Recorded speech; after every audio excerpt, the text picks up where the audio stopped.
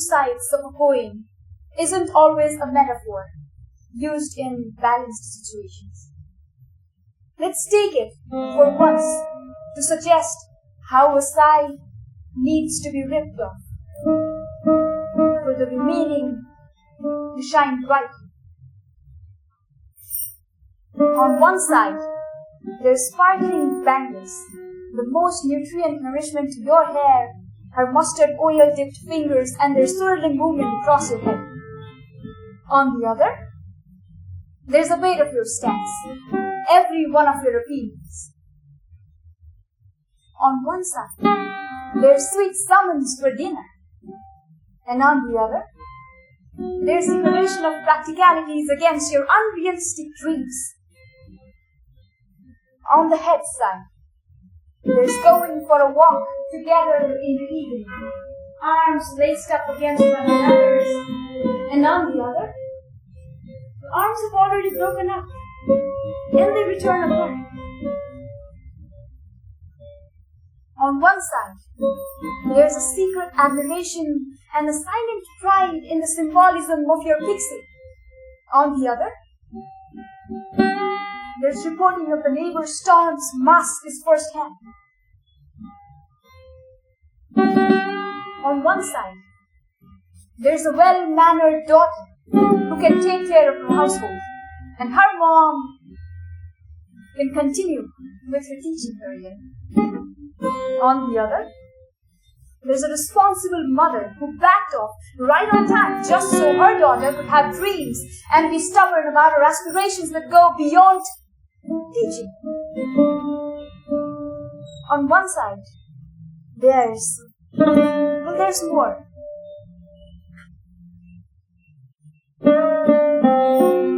I feel a slight pressure on my lower abdomen every time I try to do something with a bit more force than usual. I feel like I'm heading towards becoming something I never was, and this feels weird. Writing and being with the books always calmed me, and here I am, trying to make sense of the wishes of the pressure cooker in the kitchen, trying to help her, because if I don't, she will manage it all on her own. I find myself hurried to toast some cumin seeds in heated up oil rather than hurrying upstairs to note down this music that struck me a few moments ago.